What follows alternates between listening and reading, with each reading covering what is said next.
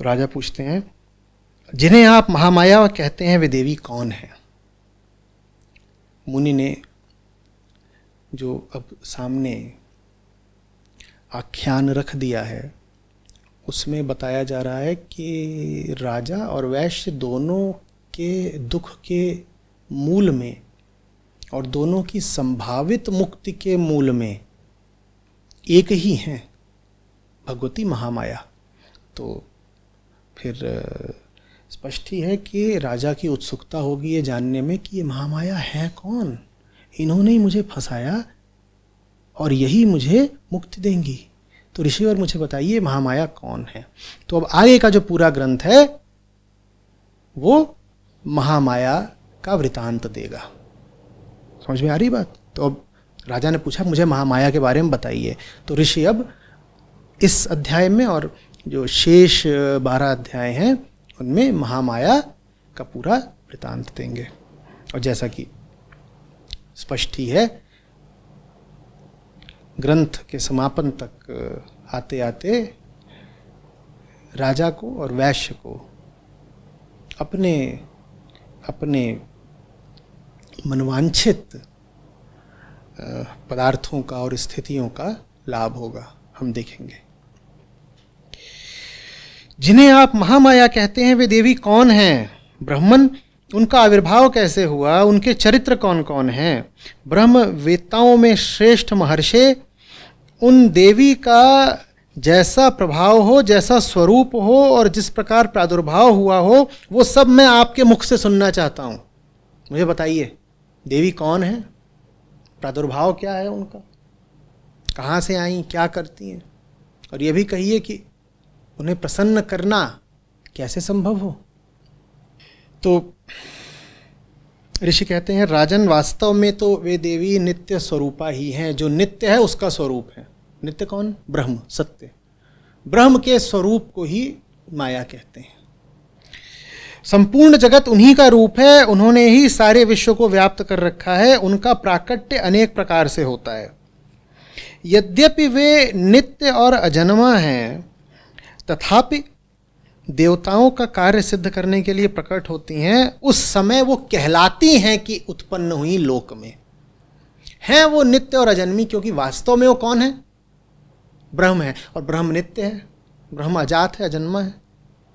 लेकिन हमें जब वो प्रकट होती हुई दिखती हैं तो हम कह देते हैं कि इस प्रकार उनका प्रादुर्भाव हुआ, अन्यथा वो नित्य है। तो फिर अब इसके बाद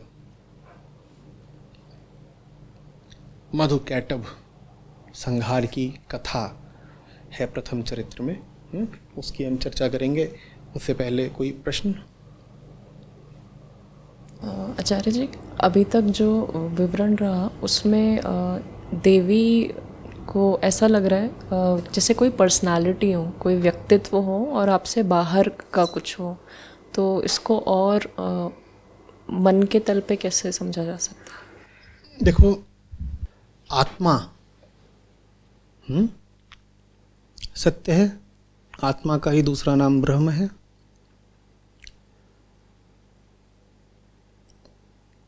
आत्मा को आच्छादित किए हुए बड़े कोश हैं। उपनिषदों में पंचकोश की बात आती है ना, आचार्य शंकर ने भी समझाया है, आप पढ़ चुके हैं। एक दृष्टि है जो इनको देखती है धुएं की तरह, आवरण की तरह, जिसने आत्मा को ढक रखा है। और दूसरी दृष्टि है जो इनको देखती है आत्मा की ही अभिव्यक्ति के रूप में, कि जैसे आत्मा ही अलग अलग कोशों के रूप में अभिव्यक्त हुई हो। तो आत्मा का जो पहला सगुण प्राकट्य है वो देवी है। उन्हीं को महाप्रकृति कहते हैं। देवी, देवी मात्र।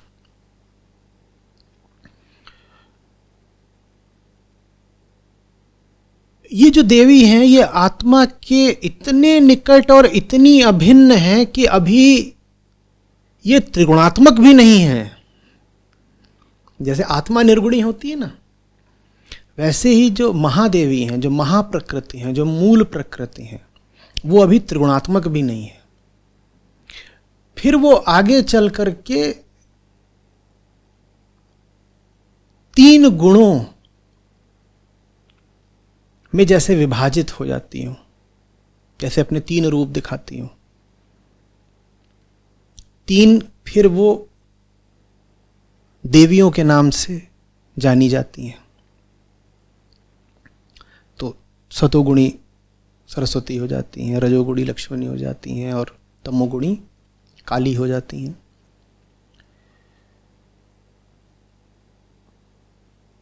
तो आपके चित्त में जो मूल अहम वृत्ति है वो महामाया है। फिर उस मूल अहम वृत्ति से आपकी अन्य न जाने कितनी वृत्तियां निकलती हैं, जिनको आप अलग अलग देवियों का नाम दे सकते हैं। मूल अहम वृत्ति क्या हो गई? महादेवी या महामाया। और फिर जो आपकी अन्य सब वृत्तियां हैं उनको आप अन्य देवियों का नाम दे सकते हैं। और फिर उनसे भी बाद में आती हैं भावनाएं, और उनके बाद आते हैं विचार, और फिर उनके बाद आते हैं कर्म। तो ये सब आत्मा के ऊपर के जैसे कोश हो गए, या आत्मा की एक के बाद एक तल की अभिव्यक्तियां हो गई। समझ में आ रही बात? तो जब यहाँ पर देवी की बात हो रही है तो किन देवी की बात हो रही है? वो देवी जो आत्मा के बिल्कुल सन्निकट हैं, आत्मा से बिल्कुल अभिन्न हैं, जैसे शिव से शक्ति, जो 2 होते हुए भी एक हैं, 2 होते हुए भी एक हैं। तो उन देवी की बात हो रही है। वो देवी जो संसार बनकर हमें दृष्टिगत होती हैं, अनुभव में आती हैं। वो देवी जो स्वयं संसार भी हैं और संसार का दृष्टा और अनुभोक्ता भी। मूल वृत्ति को यहाँ पर महामाया कहा जा रहा है। तो देवी कोई व्यक्ति नहीं है। लेकिन देखो, मैं जिस बात से अभी आपको पिछले कुछ पलों से समझा रहा था, जिस तरीके से, वो विशुद्ध वेदांत का तरीका है। और विशुद्ध वेदांत इतना शुद्ध है कि वो बहुत कभी प्रचलित नहीं हो पाया। आज की चर्चा के आरंभ में हमने संप्रदायों की बात करी। अद्वैत संप्रदाय यदि किसी को कहा जा सकता है तो वो बहुत ही छोटा है।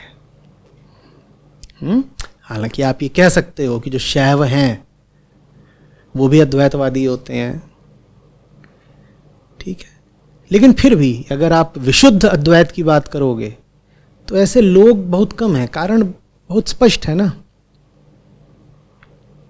आप महादेवी बोलोगे तो बात ज्यादा बोधगम्य हो जाती है, समझने में आसानी हो जाती है। और आप मूल वृत्ति बोलोगे वेदांत की भाषा में तो समझना जरा जटिल हो जाता है, क्योंकि बात बहुत सीधी हो जाती है। मन के साथ ऐसा ही है, बात इतनी सीधी कर दोगे अगर तो समझ में ही नहीं आएगी। मन भावन आख्यान चाहिए। मन बेचारे की विवशता ये है कि उसे बोध भी उसी के तल पर चाहिए। उसे उसकी विवशता भी बोल सकते हो और उसका हठ भी, जैसे देखना चाहो, ठीक है। तो इसीलिए मूल वृत्ति को फिर प्रतिबिंबित किया गया है महामाया के रूप में,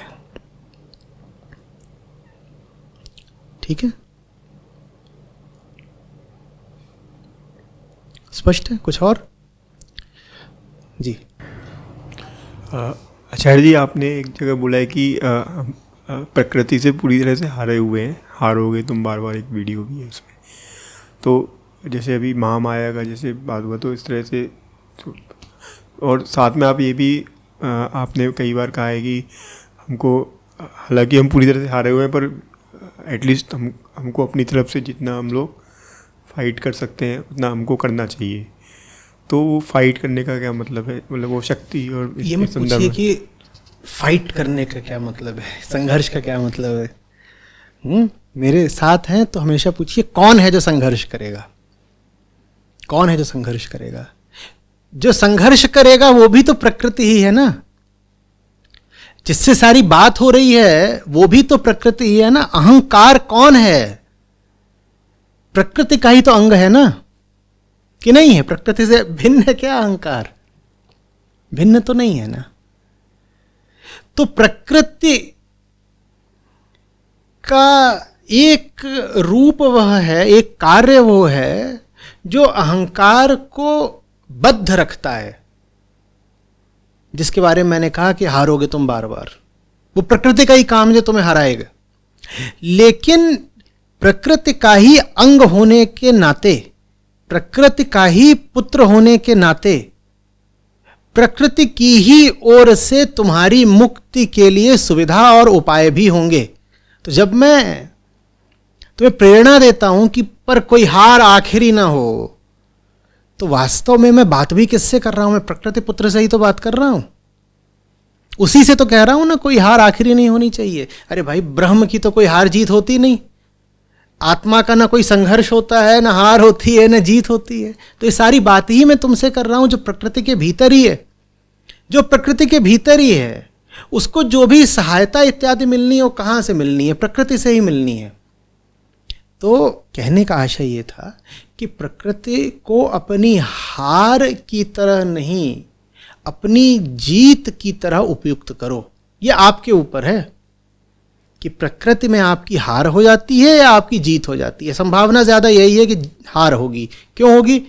क्योंकि आप अज्ञान में घिरे हुए हो। अब ज्ञान भी सारा प्रकृति के भीतर है, अज्ञान भी सारा प्रकृति के भीतर है। उसमें से आप चुनते क्या हो? अधिकांशतः अज्ञान। इसीलिए प्रकृति आपके लिए कष्टदायिनी हो जाती है, देवी आपके लिए दुखदायिनी हो जाती है। आपको सही चुनाव करने हैं इसी प्रकृति में, इसी संसार में। जब संघर्ष करने की बात आती है तो संघर्ष आपको वास्तव में प्रकृति के विरुद्ध नहीं करना है, अज्ञान के विरुद्ध करना है।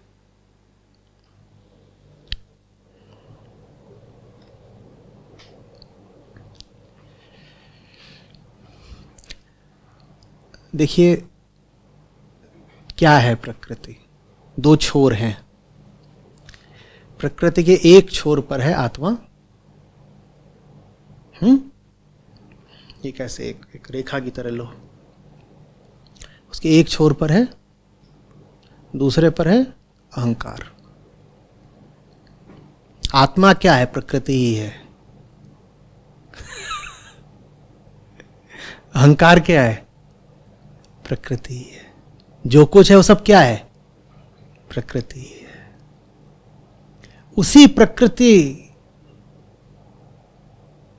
की शुद्धतम अवस्था को, उसी प्रकृति के सत्य को कहते हैं आत्मा, और उसी प्रकृति की बद्ध अवस्था को कहते हैं अहंकार।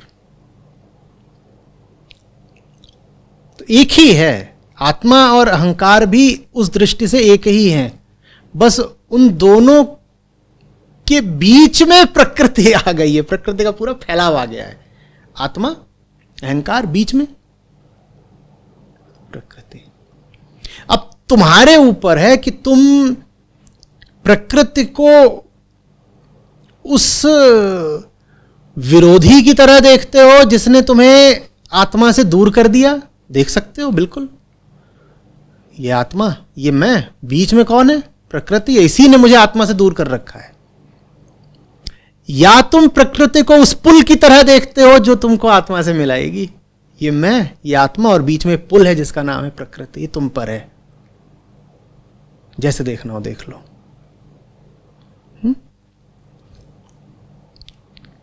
अभी तक तो देखो ऐसा रहा है कि हम बात कर रहे थे ना कि वेदांत मार्गियों की संख्या कभी बहुत ज़्यादा नहीं रही, पर तुम शाक्तों की अगर संख्या देखोगे तो बहुत ज़्यादा है, वैष्णवों की संख्या देखोगे तो बहुत ज़्यादा है, शैव भी शिव भक्ति ही करते हैं, उनकी संख्या ही बहुत है। इन सब ने प्रकृति को पुल की तरह देखा है, और वो बात आमतौर पर ज्यादा लाभप्रद रही है।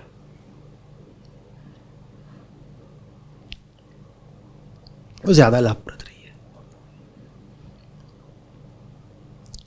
लड़ नहीं सकते,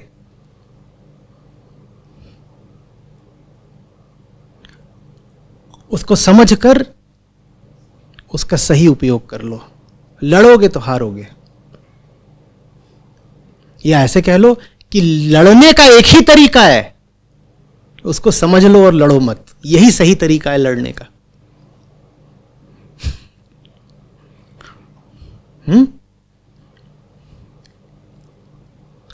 अविरोध, नॉन रेजिस्टेंस, विरोध का बड़ा गहरा तरीका है ये।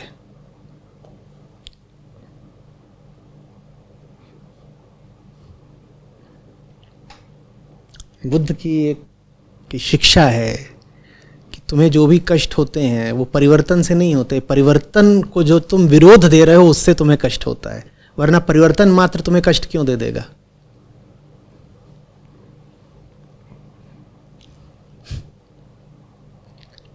समझ रहे हो? अविरोध।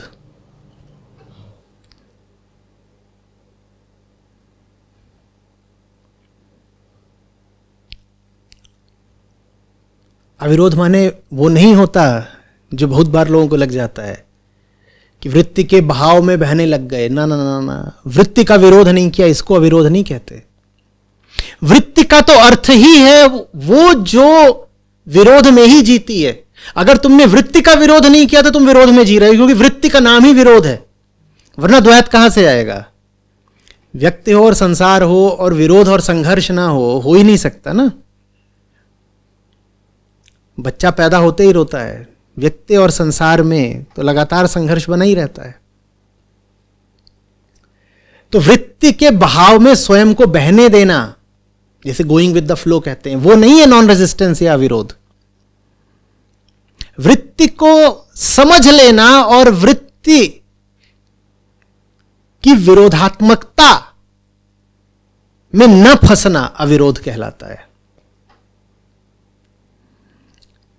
तुम जब वृत्ति की विरोधात्मकता में नहीं फंसते वास्तव में, तब तुमने वृत्ति का विरोध किया। तो अविरोध विरोध करने का श्रेष्ठतम तरीका है। कुछ समझ में आ रही है बात?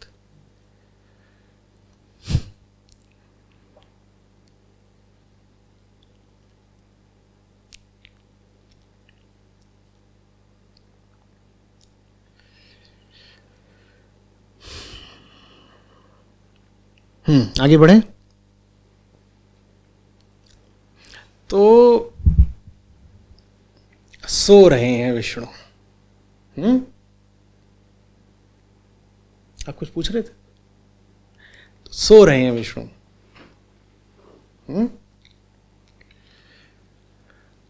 और बड़ी लंबी नींद सो रहे हैं।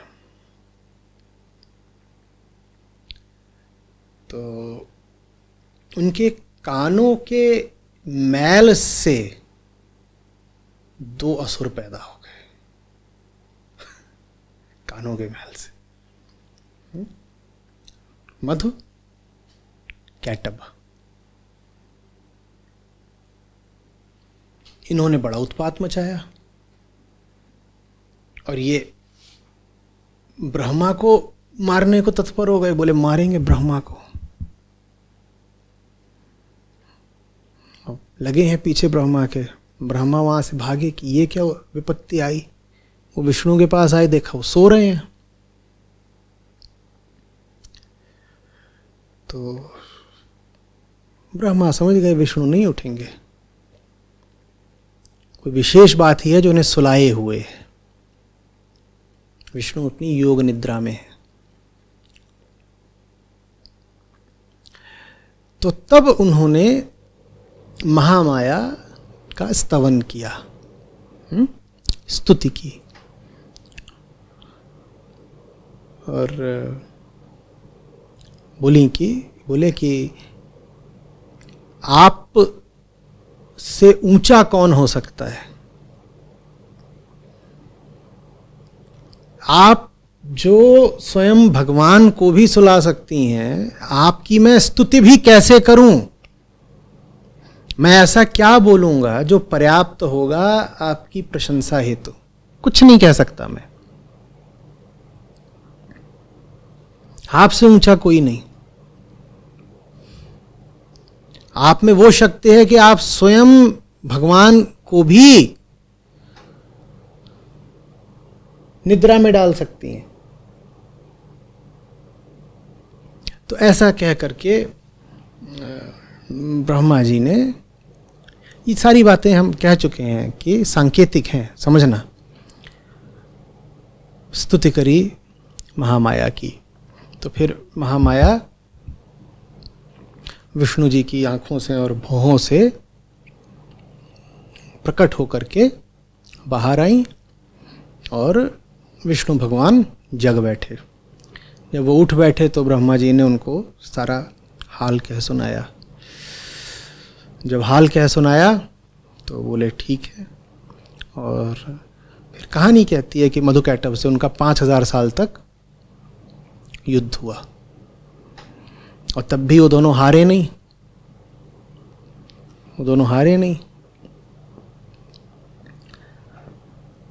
जब हारे नहीं तो महामाया का खेल, उन्होंने मधुकैटभ की मति ऐसी कर दी कि उनको लगा कि विष्णु तो बड़े वीर योद्धा हैं, हम दोनों जैसे पराक्रमी असुरों से इतने दिनों से, इतने वर्षों से अकेले ही युद्ध कर रहे हैं। तो वो दोनों प्रसन्न हो गए और विष्णु से बोले मांगो, क्या वरदान मांगते हो। वो लड़ते लड़ते दोनों जो हैं जैसे देख रहे हो और विष्णु की प्रशंसक हो गए। बोले कि तो बड़ा बढ़िया योद्धा है, हम जैसे पराक्रमी असुरों से लड़ रहा है, ले देखे उसमें अपनी ही बड़ाई है, पर बात ये तो बड़ा पराक्रमी है, हम जैसे उसे 2 से लड़ रहा है। तो एक दूसरे की ओर देखा ही होगा, आँख आँख में बोले होंगे इसको तो वरदान देते हैं। बोले क्या वरदान चाहिए। माया का खेल। तो विष्णु तो अब माया से मुक्त हैं, तो बोलते मुझे एक ही वरदान चाहिए, तुम दोनों मेरे ही हाथों मरो। फंस गए दोनों बेचारे। तो फिर से उन्होंने बुद्धि लगाई, पर बुद्धि कितनी चलती है उसके बारे में तो मेधा मुनि में बता ही चुके हैं कि जानवरों से ज़्यादा बुद्धि चलती नहीं किसी की। तो बोलते हैं ठीक है हमें मार लेना, पर ऐसी जगह पर मारना जहाँ पर जल ज़रा भी ना हो। उन्होंने ये देखा कि जिधर को भी देखो वहाँ जल कुछ ना कुछ राशि में तो होता ही होता है। उस समय ऐसा था, कहते हैं प्रलय काल, जब जो पूरी पृथ्वी थी वो जलाप्लावित हो गई थी, चारों तरफ बस पानी था। तो उन्होंने कहा ऐसी जगह मारना जहाँ जल बिल्कुल ना हो। तो सोचा कि हमने तो बढ़िया चाल चल दी, अब हमें नहीं मार पाएंगे ये। तो विष्णु ने कहा हाँ, और दोनों को पकड़ा और ऐसे अपनी जांघ उठाई, दोनों के सर अपनी जांघ पे रखे और काट दिए। ठीक है ना, क्योंकि ज़मीन पर तो हर जगह पानी ही पानी था। तो इस तरीके से पहला जो अध्याय है और वही पहला चरित्र भी है सप्तशती का, वो समाप्ति पाता है।